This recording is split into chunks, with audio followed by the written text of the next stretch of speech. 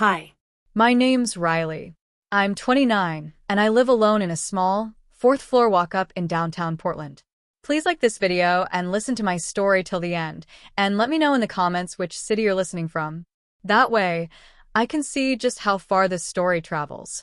So, a few weeks ago, I drove 3.5 hours back to my parents' house for what my mom insists on calling our early holiday dinner. Even though it always happens on Thanksgiving, she says it's more convenient that way. Everyone's off work. Nobody can flake out. Her words. Twice on that drive, I almost turned the car around. But guilt is funny like that. It fills up your gas tank, whether you want it to or not. So I showed up, a homemade pecan pie in one hand, and a fake smile stretched across my face.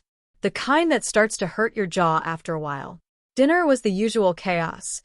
Football roaring from the TV, my cousins arguing about fantasy leagues, my mom playing hostess like she was auditioning for a commercial. Everyone talking over each other, everyone pretending this was some kind of picture-perfect family moment. And then, after the plates were cleared, my mom stood up and clapped, like she was about to present a Grammy. She pulled out a bright green bag stuffed with neatly wrapped gifts and started handing them out one by one. My dad got a new fleece. My uncle? A bottle of imported whiskey.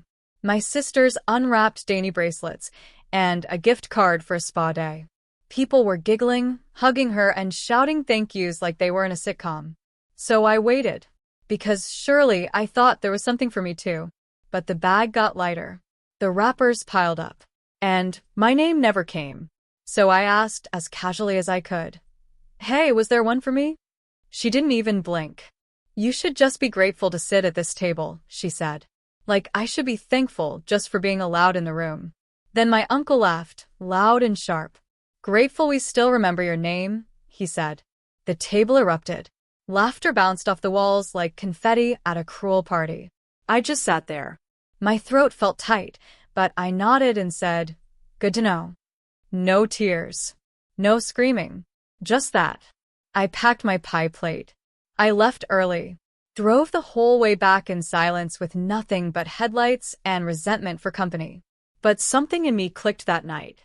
I decided I wasn't going to let this slide. Not anymore. Have you ever been made to feel like an outsider in your own family? Drop a broken heart in the comments if you know that feeling. Because 2 weeks later, those same people who laughed at me, they were standing outside my apartment door, banging on it, begging to be let in. And that's when the real story began. When I got back to Portland that night, I tossed my keys onto the counter, dropped the untouched pecan pie in the trash, and slid down onto the kitchen floor. I just sat there, staring at the dim light from the fridge. My phone was glowing with missed messages. Part of me wanted to unload in the family group chat, tell them exactly how it felt to be humiliated at that table. But I already knew how it would go. They'd call me dramatic, say it was just a joke, that I should be thankful they invited me. So instead, I did what I always do when I feel like I'm drowning. I texted Cass, my best friend since high school. She called within 30 seconds. I told her everything, from the plastic smiles to the moment my mom said I should just be grateful to be there. I could hear her breathing shift over the line. Then Cass said something that cracked something wide open in my chest. "Riley, that's not just rude. That's cruel. They don't respect you. At all." And just like that, something snapped. While we were still on the phone, I pulled up my banking app. And the longer I scrolled, the heavier my stomach felt. Charges for the gym, not mine.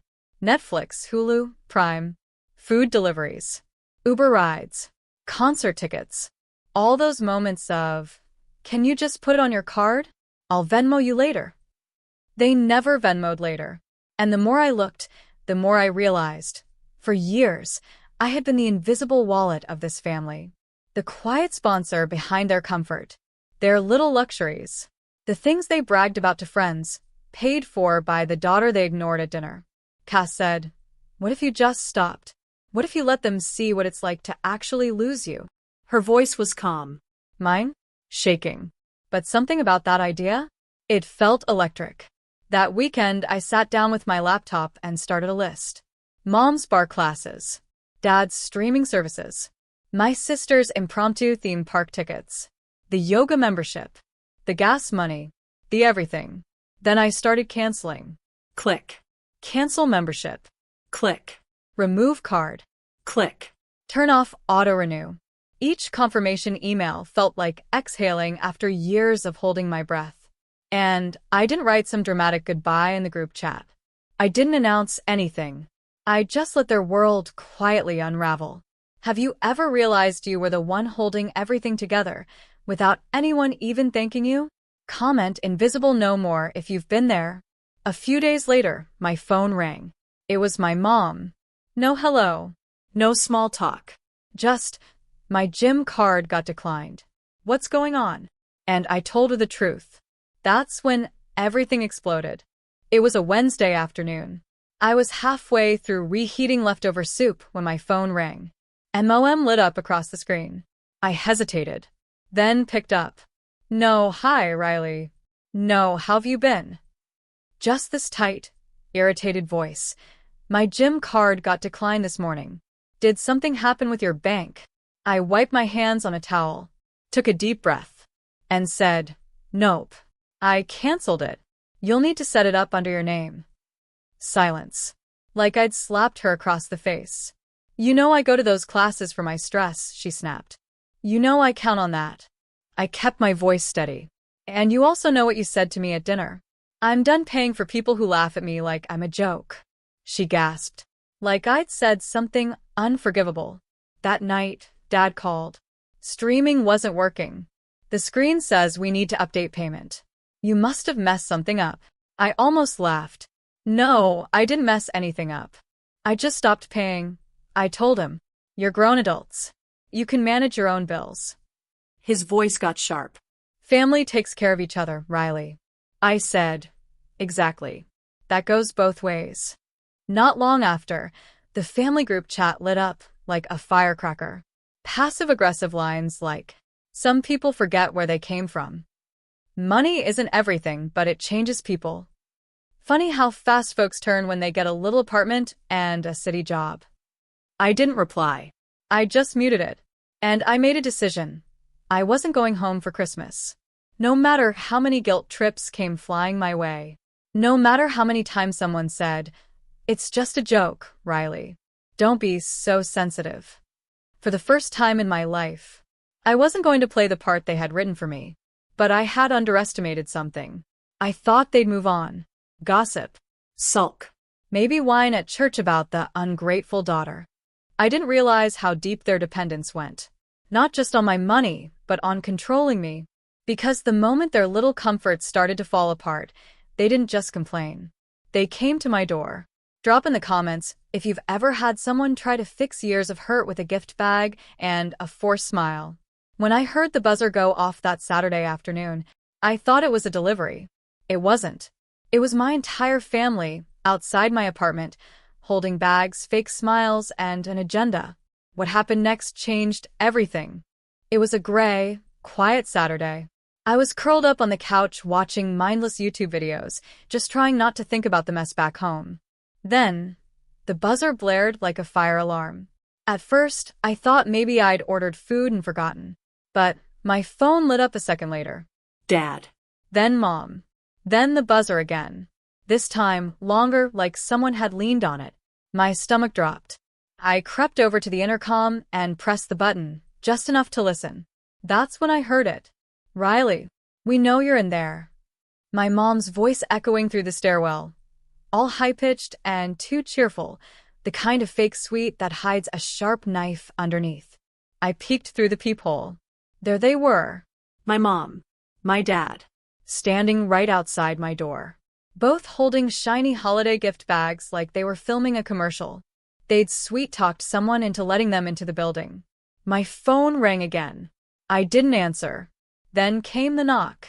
Light it first. Riley, honey, my mom cooed. Open up. We brought presents. We just want to talk before Christmas. I stepped close but didn't unlock. I don't want to talk, I said through the door. You need to leave. And just like that, the mask dropped. The knock turned into pounding. We drove 4 hours to be here, my dad barked. 4 hours. The least you can do is open the door and speak to your own parents. My hands were shaking. But my voice didn't flinch. You don't get to humiliate me, mock me, and then show up with gift bags like that fixes it, I said. You need to go. Then came the guilt trip on full blast.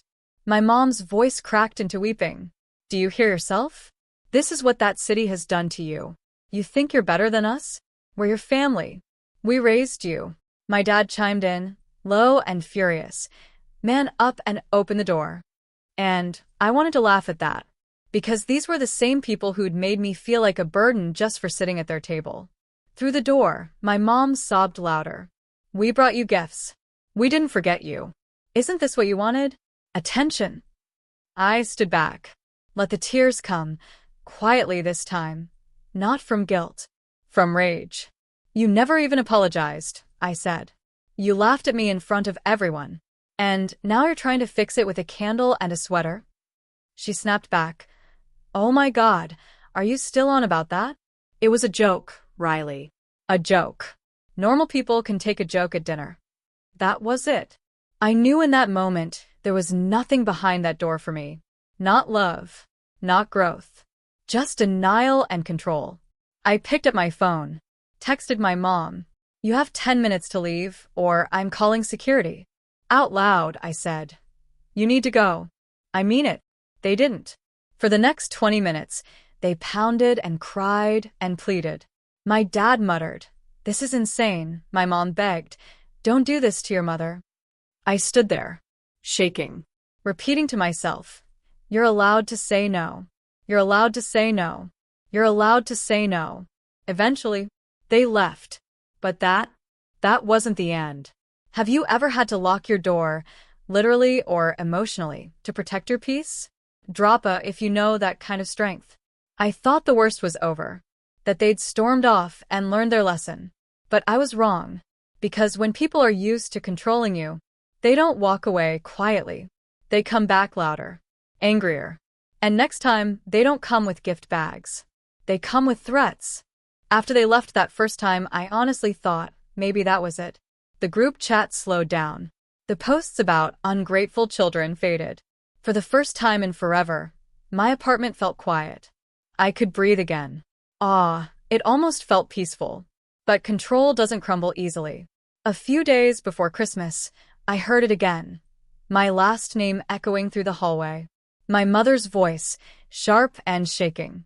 Riley, get out here. Now. My heart slammed against my ribs. They were back. My mom. My dad. My uncle. Standing in the hallway like security guards at the gate of my life. They started in immediately, voices raised, accusations flying. You embarrassed us. You owe us a conversation. You wouldn't even have this life without us. My neighbor quietly opened her door, recording, pretending to scroll on her phone, but clearly watching. For the first time, somebody else could see it, hear it, witness it. My dad stepped closer until my back hit my door. You're coming home with us, he said. Pack a bag. This stunt ends now. I felt something icy slide through my chest. Fear. Anger. Then clarity. No, I said. You don't get to corner me. You don't get to touch me. You don't get to control me anymore. My mom slapped her palm beside my head. I jumped. She started crying, shouting about sacrifice, about loyalty, about how I owed them my life. My uncle smirked and put his hand on my shoulder, giving it a shove like a reminder. We still own you. Something inside me snapped still, strong, not broken. Don't, ever, touch me again.